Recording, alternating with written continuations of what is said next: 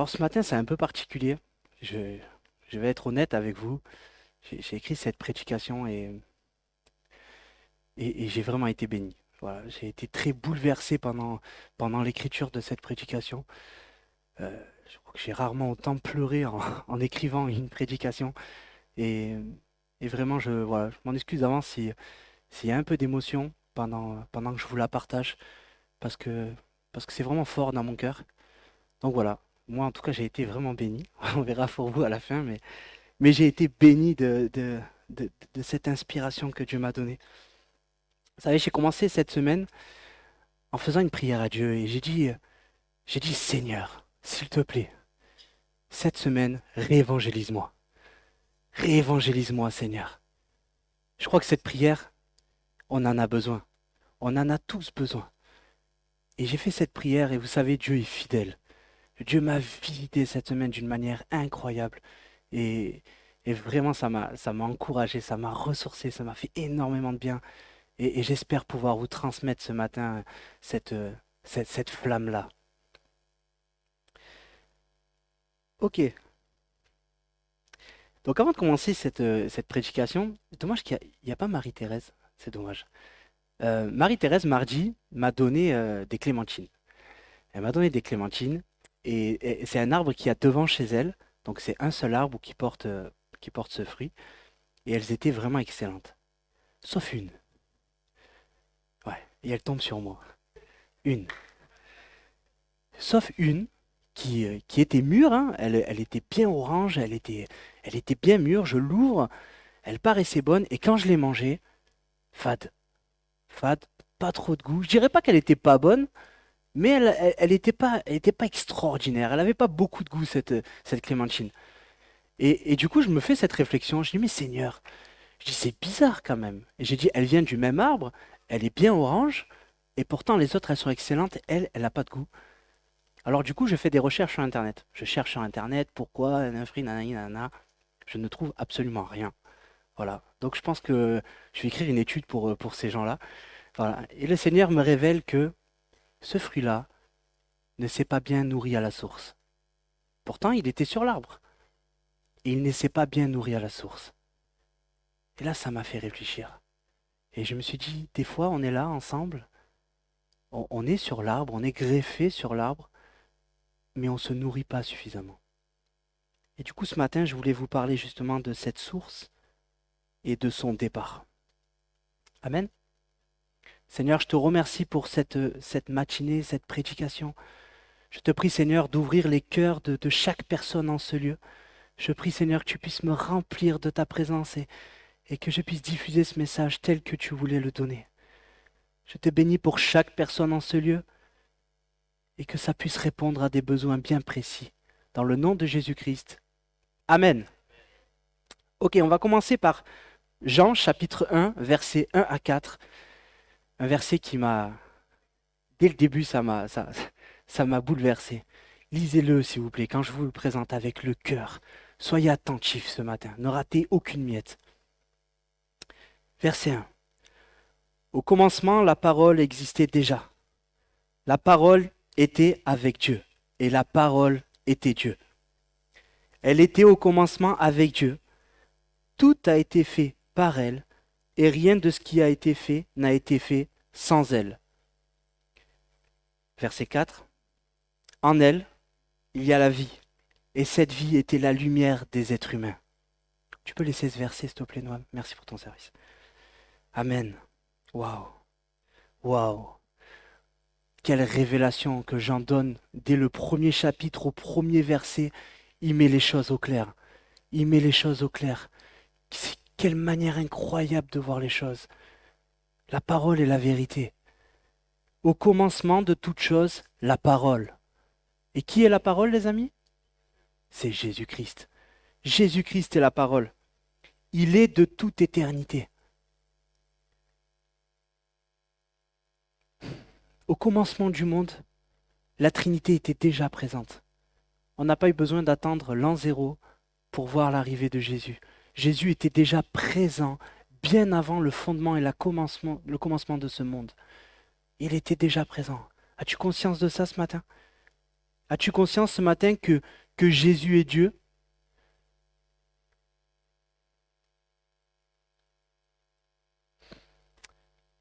Cette condition qu'il portait était incroyable. Il était au-dessus de toute chose. Il n'avait pas besoin de faire tout ça.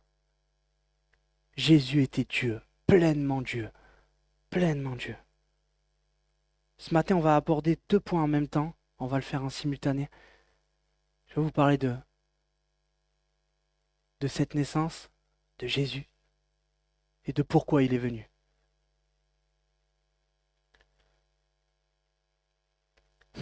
Jésus était pleinement Dieu. Et il y a un moment, il s'est dépouillé. C'est ça qui est important de comprendre. Quand on voit Jésus à l'an 0, il faut comprendre tout le schéma qu'il y a eu avant. Il s'est dépouillé pour toi et moi. Incroyable. Ce Dieu a décidé de renoncer sur son titre. Il a décidé de renoncer sur tout. Parce qu'il fallait qu'un prix soit payé. Jésus a dû payer un prix extraordinaire. As-tu conscience de ça ce matin, Église? S'il te plaît, as-tu conscience de ça ce matin? Que Jésus était au ciel, il était Dieu, il était bien. Et il y a un moment, il a fallu qu'un prix soit payé. Et Dieu, quand il a regardé autour de lui, il a vu ses anges. Ces anges n'ont pas pu répondre à cette mission. Cette mission était trop grande, même pour les anges. Même pour les anges, c'était trop grand. Il a regardé autour de lui, tel un père qu'il est. Et il y a un moment, Jésus, moi j'y vais, Père. J'y vais. J'y vais. Et pourquoi il y va? Car il t'aimait tellement fort. Il te voyait déjà à ce moment-là.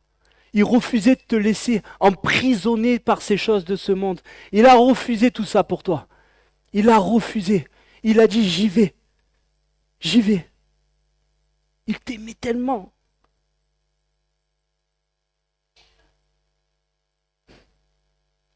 La Bible dit dans Philippiens 2, versets 6 à 11. Verset 6. Lui qui était de condition divine, il n'a pas regardé son égalité avec Dieu comme un butin à préserver. Verset 7. Mais il s'est dépouillé lui-même en prenant condition de serviteur et devenant semblable aux êtres humains, reconnu comme un simple homme. Waouh, on l'aurait fait nous? Est-ce qu'on l'aurait fait? Il s'est humilié lui-même, faisant preuve d'obéissance, jusqu'à la mort et même la mort sur la croix. C'est aussi pourquoi Dieu l'a élevé à la plus haute place, lui donna le nom qui est au-dessus de tout nom, afin qu'au nom de Jésus, chacun plie le genou dans le ciel, sur la terre et sous la terre, et que toute langue reconnaisse que Jésus-Christ est le Seigneur à la gloire de Dieu le Père. Amen. Pour rétablir un peu les choses, Dieu lui a donné un nom au-dessus de tout nom. Et aujourd'hui, je veux proclamer, au nom de Jésus-Christ, que chaque personne en ce lieu sera sauvée. Je veux proclamer aujourd'hui, au nom de Jésus-Christ, que tout ce que tu portes dans ton cœur, peu importe la souffrance, la maladie, peu importe les blessures de ta vie, que cela soit guéri au nom de Jésus-Christ. Parce que le Dieu que je te prêche ce matin, c'est un Dieu puissant. Et il peut le faire ce matin. Je proclame que toute personne qui soit captive en ce lieu soit libérée au nom de Jésus-Christ. Mon Dieu est puissant. Mon Dieu a payé un prix incroyable, pas pour rester à rien faire. Alors prépare ton cœur ce matin. Si tu n'as pas fait le choix dans ta vie encore de l'accepter comme Seigneur et Sauveur, rien ne t'en empêche. Rien ne t'en empêche. Si tu n'as pas encore accepté Jésus-Christ dans ta situation, dans ton problème, je t'encourage à le faire ce matin. Je ne veux pas parler pour parler. Je veux t'encourager ce matin. Je veux te rappeler les choses. Je veux te rappeler ce Dieu qui a agi un moment dans ta vie. Ce Dieu où il a fait quelque chose d'incroyable. Et tu t'es dit, c'est un miracle. Je te rappelle qu'il peut encore faire ces choses-là. Ce matin, je veux t'encourager dans ta relation avec Dieu. Parce qu'on peut venir à l'église, on peut lire sa Bible, mais ça ne fait pas tout. Il faut se déconnecter de certaines choses pour pouvoir se reconnecter avec Dieu. Alors ce Dieu qui était juste et saint ne pouvait pas t'accueillir dans son royaume comme ça. Et c'est pour ça qu'avant de parler de tout ça, j'aimerais qu'on continue à explorer le plan de Dieu ensemble. Parce que quand le péché a souillé le monde en Adam et Ève, la mort a pris la place dans l'humanité. Elle s'est frayée un chemin. Elle a pris une place. Car le péché mène à la mort. Aujourd'hui, je veux te le rappeler. Le péché mène à la mort. Romains 5, verset 12. C'est pourquoi, de même que par un seul homme le péché est entré dans le monde, et par le péché la mort, de même la mort a atteint tous les hommes, parce que tous ont péché. Aujourd'hui, soyons sincères. Tous ont péché. Et le péché a enchaîné l'humanité. Le péché a rendu esclave. Et ce péché-là qu'il y a dans ta vie, ce matin, Dieu veut te libérer. Le péché que tu portes dans ton cœur et que tu sais que c'est ça qui bloque ta relation avec Dieu, ce matin, Dieu veut t'en libérer. Je te parle d'un Dieu qui sait ce qu'il y a au plus profond de ton cœur et qui attend juste que tu mettes des mots sur ces choses-là. Il attend que tu proclames, il attend que tu l'invites sur ta situation. Parce que Dieu est tout-puissant, mais Dieu est bon et juste. Le Dieu que je te présente, c'est un Dieu plein d'amour et de compassion. C'est un Dieu juste, c'est un Dieu gentleman. C'est un Dieu qui te forcera jamais à rien faire. Notre pasteur l'a dit tout à l'heure. Il ne t'imposera aucun fardeau qui est trop lourd pour toi. Il ne le fait pas.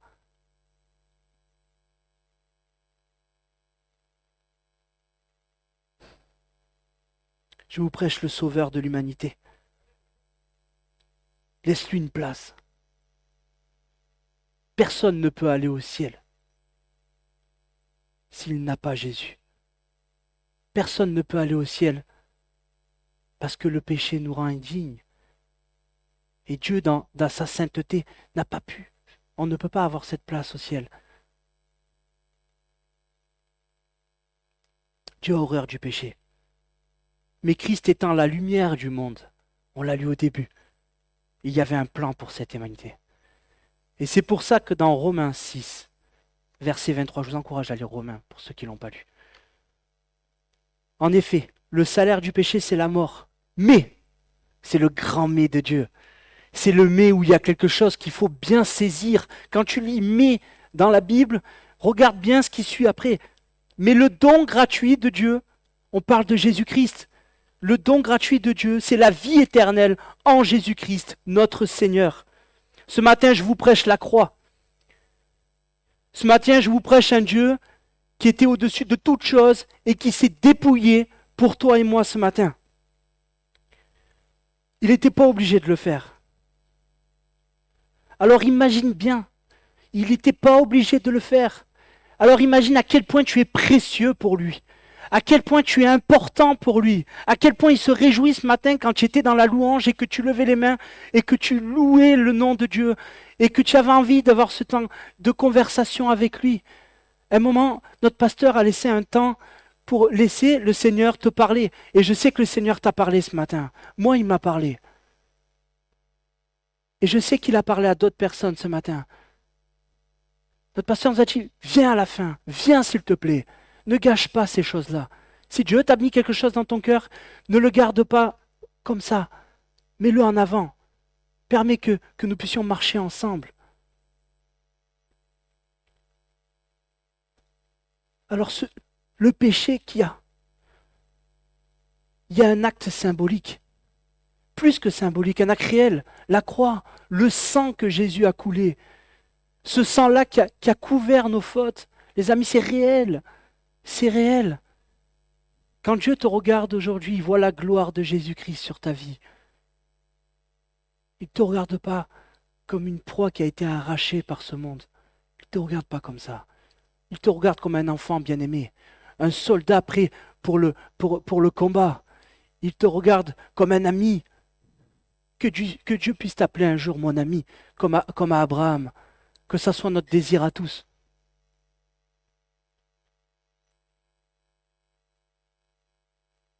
Mais pour ça, il faut l'accepter pleinement. Et nous vivrons éternellement avec lui. La Bible dit dans Jean 11, versets 25-26, Jésus lui dit, c'est moi qui suis la résurrection et la vie. Celui qui croit en moi vivra, même s'il meurt. Et toute personne qui vit et croit en moi ne mourra jamais. Et là, Jésus te pose une question ce matin. Crois-tu cela? Crois-tu cela? Ce matin, je veux réveiller ta foi ce matin.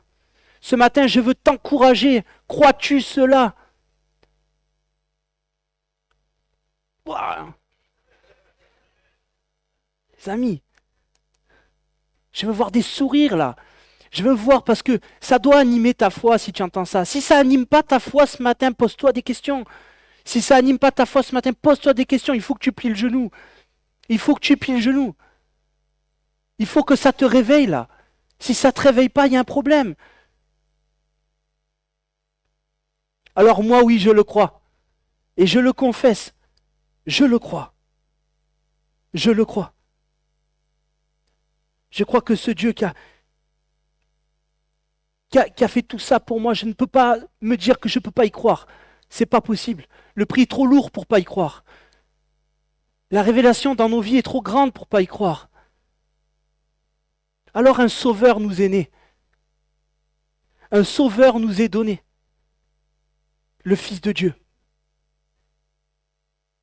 Et à cette époque-là, le monde accueille la meilleure chose qui lui soit arrivée.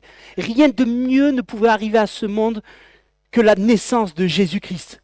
Rien de mieux. Il dit que la terre est dans la joie. Rien de mieux. J'avais cette pensée. Quand Jésus est arrivé sur terre à ce moment-là, j'imaginais des louanges incroyables. Je voyais des anges louer Dieu. La terre se réjouit. Toute la terre se réjouit. Le sauveur de l'humanité est là pour aujourd'hui te dire que tu es libre. Je proclame que tu es libre encore ce matin. Ok? 2000 ans après, les amis, on en parle encore. 2000 ans après, c'est pas un miracle ça? 2000 ans après, tellement le monde a été bouleversé, on a dit la naissance de Jésus c'est l'an zéro. Il y a eu un avant, il y a eu un après. Un après bien mieux que l'avant. Car aujourd'hui nous avons une espérance. Aujourd'hui nous avons une relation grâce à ce Christ qui est mort à la croix pour toi et moi. Aujourd'hui tu as cette relation. Si tu l'as pas, tu peux l'avoir. Rien ne t'empêche de l'avoir ce matin. Rien ne t'empêche de l'avoir ce soir. Je te prêche ce Dieu qui est sauveur, ce Dieu qui est libérateur, ce Dieu qui a porté ton fardeau, ce Dieu que quand il te regarde, il t'aime, il est bien-aimé, il est là mon fils. Je te prêche ce Dieu-là ce matin. Rien n'est mis au hasard jusqu'à sa naissance. Il est né où? Bethléem. Vous savez ce que ça veut dire? La maison du pain. Bethléem. Parce qu'il est le pain de la vie. Il est celui qui nourrit ton âme. Personne ne peut combler le vide qu'il y a dans ton cœur, si ce n'est Jésus. Moi, c'est mon histoire. C'est plus que la parole de Dieu, c'est ma vie. Jésus a comblé le manque qu'il y avait, le vide qu'il y avait dans mon cœur. Jésus-Christ a comblé ce vide. Le vide de la souffrance, le vide de la tristesse, le vide de la peur, le vide de l'addiction. Ce vide-là, Dieu a pris la place. Je suis libre.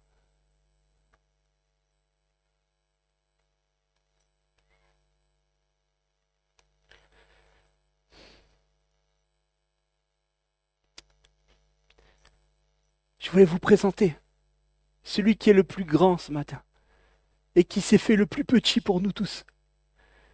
Celui qui était le plus grand et qui était le plus humble.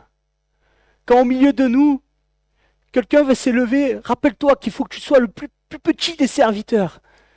C'est comme ça que Jésus a fait pour chacun d'entre nous. En étant le plus grand, il a été le plus petit. Parce qu'il s'est mis à notre hauteur. Il s'est mis au niveau auquel on était. Il ne nous a pas regardés comme des gens qui sont complètement brisés, des gens qui sont minables. Dieu n'a pas vu ça en toi ce matin. Dieu a vu en toi ce matin quelqu'un de grand et fort, quelqu'un de lumineux, quelqu'un d'incroyable.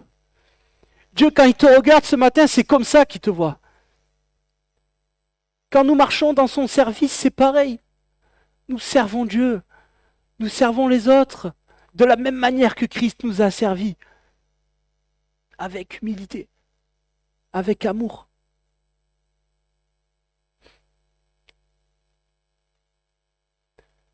Ce matin, je veux rappeler ces choses dans ton cœur. Ce matin, je refuse que tu partes de là avec la pensée que tu es seul. Parce que le prix qui a été payé pour ta vie est bien trop grand pour que tu penses ça. Quand il a décidé lui-même a décidé, personne ne l'a imposé, lui-même a décidé d'aller jusqu'à la croix. Vous imaginez? Vous imaginez? À la place de Dieu, pour ceux qui ont des enfants, hein? Pour ceux qui sont parents, vous imaginez, vous, donner votre enfant? Vous imaginez le prix du Père à ce moment-là? Comme si je prends mes fils que j'aime tellement et je les jette au loup comme ça. Je les jette au milieu de pervers. Je les jette au milieu de personnes qui vont s'amuser avec mon enfant. Ils vont prendre plaisir à le torturer. Vous imaginez Dieu ce qu'il a fait ce jour-là? Et Jésus, qui savait ce qui allait lui arriver, il l'a fait pour toi ce matin. S'il te plaît, si ta relation est un peu à l'arrêt en ce moment, redémarre. Si tu as du mal à redémarrer, appelle-nous. Des fois, on a besoin de quelqu'un pour prier. Je t'encourage à apprendre à prier seul, à vivre seul dans ta vie dans la foi. Mais on est aussi là. Ce matin, je te lançais un message. La mission est trop grande. Nous devons nous fortifier. Nous devons avoir ces sentiments dans le cœur, ce sentiment qui était en Jésus pour pouvoir aller.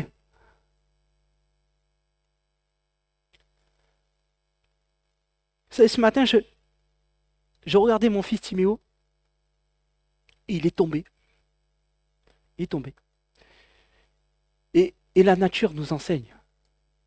Je vais appeler Zacharie, s'il te plaît. Je vais vous montrer une image ce matin. La nature nous enseigne quelque chose. Et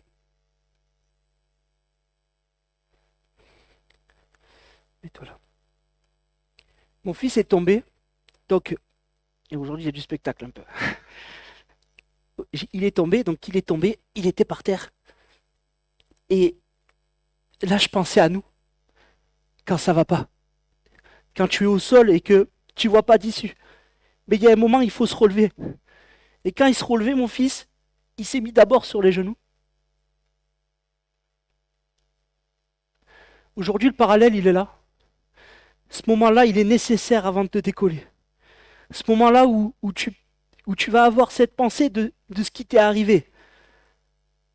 Tu vois, ça peut être un péché, ça peut être un deuil, ça peut être une souffrance, ça peut être une maladie, ça peut être tout cela. Et Jésus nous a montré quelque chose dans sa parole. Et Jésus, c'est ça, dans la main. Je te pardonne. Viens, lève-toi. Et marche. Et marche. Merci, Zach. C'est comme ça que Jésus veut faire ce matin avec toi. Il veut que tu te remettes sur les genoux. Il veut te tendre la main. Il veut te tendre la main ce matin. Et il veut que tu marches à nouveau. Qu'est-ce qui empêche ta marche ce matin? Qu'est-ce qui empêche ta marche ce matin? Dis-moi, dans ton cœur. Dis-le à Dieu. Qu'est-ce qui t'empêche ça? Aujourd'hui, je te lance un appel. Et avant de conclure, j'ai un dernier verset pour vous. C'est 1 Jean 4, versets 15 à 16. Celui qui déclare publiquement que Jésus est le Fils de Dieu, Dieu demeure en lui, et lui en Dieu. Or, nous avons connu l'amour que Dieu a pour nous, et nous y avons cru. Dieu est amour. Et celui qui demeure dans l'amour demeure en Dieu, et Dieu demeure en lui.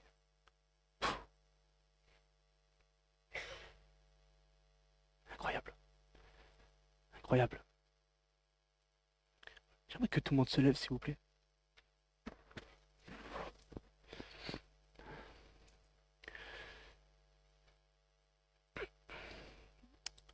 J'aimerais qu'on fasse cette prière et qu'on répète ensemble.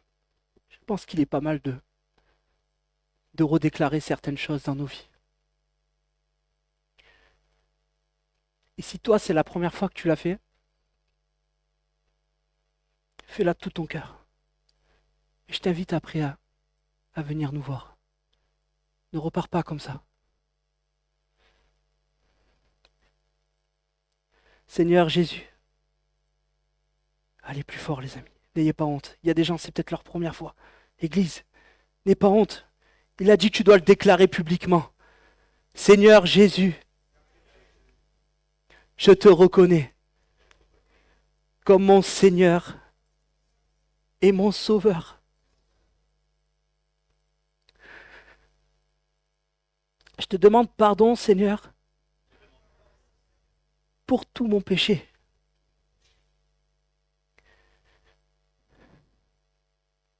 Et je t'accepte pleinement dans ma vie. Apprends-moi, Seigneur, à marcher dans tes voies. Dans le nom de Jésus-Christ, je confesse que je crois en Dieu le Père, en Dieu le Fils, le Seigneur Jésus-Christ, et à ton Saint-Esprit,